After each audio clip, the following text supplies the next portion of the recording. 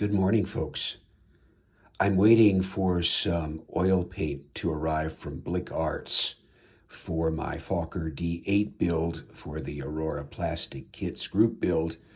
In the meantime, I thought I'd do a quick review of what's inside the box for the second model I'll be making for this group build, the K&B de Havilland DH-10A.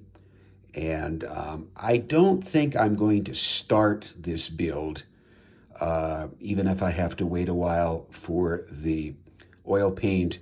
I have trouble enough keeping parts straight and the workbench in order with one build going on at a time. The Fokker D.VIII does not take up a whole lot of room, but if I really dive into this model, it starts to get big, literally, pretty quickly. This is 4 times the size of the other model. And so I will defer on that, but at least let's take a look at what's inside the box for the time being. Okay, here are the instructions, fairly brief. I'm not going to read the brief history that's printed up here. If you're interested in what Aurora had to say, or K&B Division had to say about the DH-10A, you can freeze the frame and read it. But I'll just quickly go through what there are in the instructions. The layout is different than in the original Aurora kit. Pretty straightforward.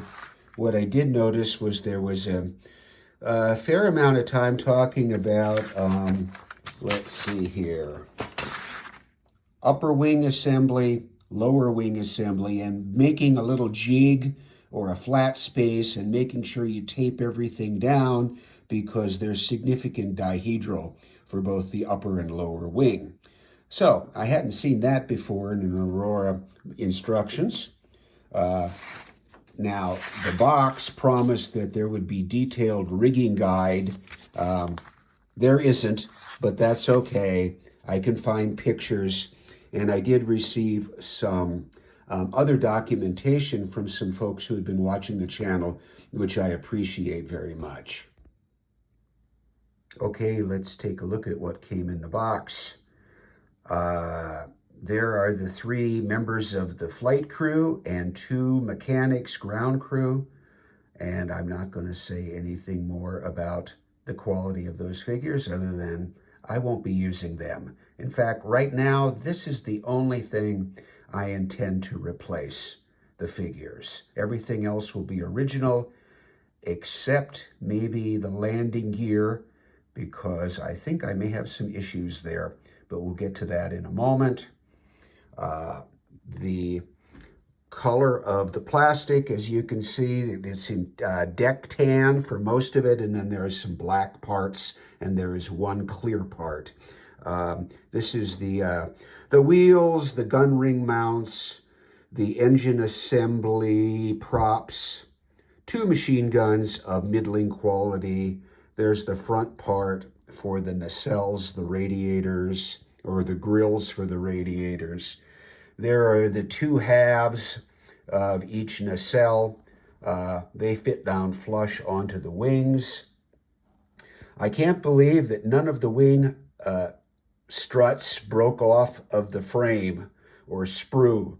That usually they're rattling around loose.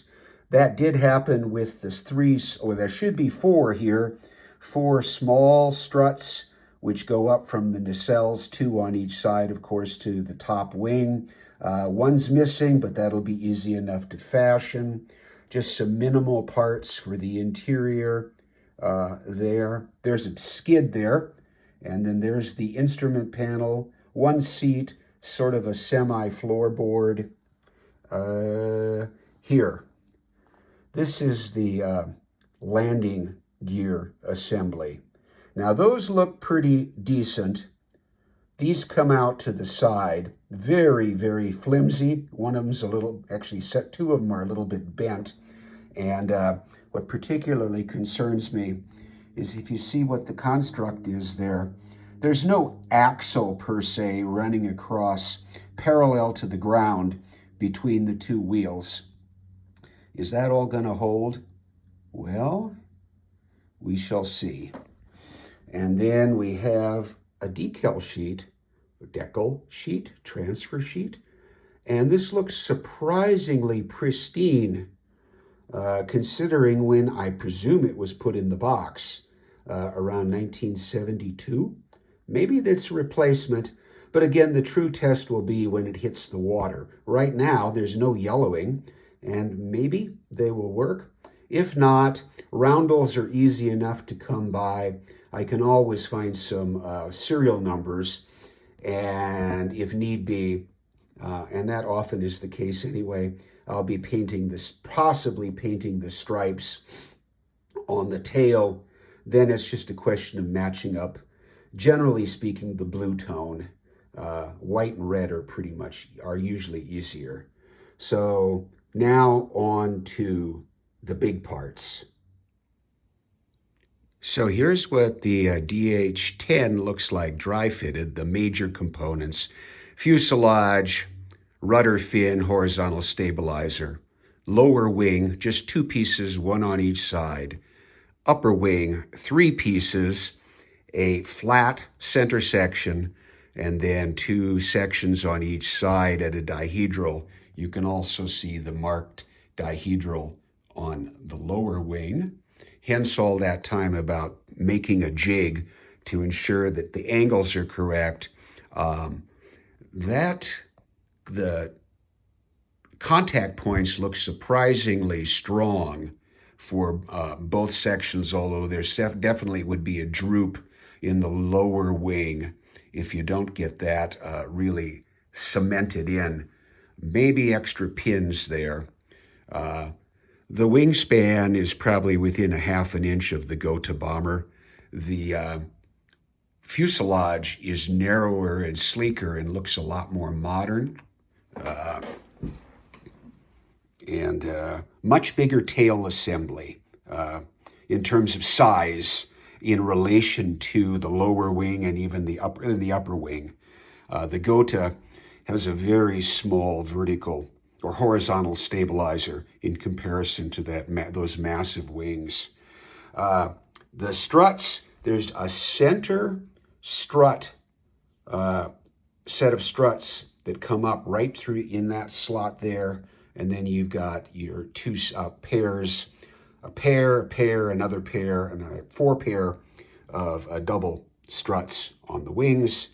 And then, of course, you've got the nacelles going in flush in those indentations there with a couple of 2 struts each, 2 small struts each going up. Those aren't load-bearing in terms of the model, that is.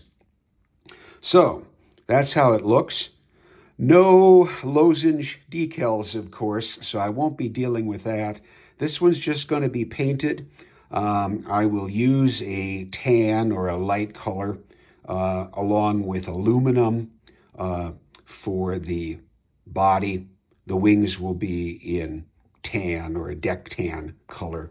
Not going to leave it bare plastic. Oh yeah, one thing that surprised me was that even though this was a reissue, and it was, my experience has been with these warbirds, that the reissues, they got rid of the decal transfer engravings. They're still there, but that's very, very easy to sand off. And because this wasn't molded in maroon or red, I don't think I'm going to get any bleeding or reactivation. I don't need to put white primer on this thing anyway, because I'm not putting on clear transfers across the wings. So it'll be primered with Tamiya fine surface gray, and then back into deck tan and aluminum. And of course, there's the bigger, just vacuum form base upside down, holding this model right now. It's a little bigger in size and fitted to the bigger box that holds this kit. So I'll get going on this in short order. Rigging will be with model cast in line and SBS flat wire. I will be using aftermarket resin crew, but other than, and possibly replacement transfers, and I'll have to see what I need to do about reinforcing that landing gear. I would not be surprised if I have to do a little bit of scratch building there. So that's the kit. I'm not going to do anything more now except take the tape off and put it back in the box. I know what I've got now, and I'll turn my attention to something else until that oil paint arrives so I can finish the smaller Fokker D.VIII for the group build. And then I'll get going on this one. Thanks for watching.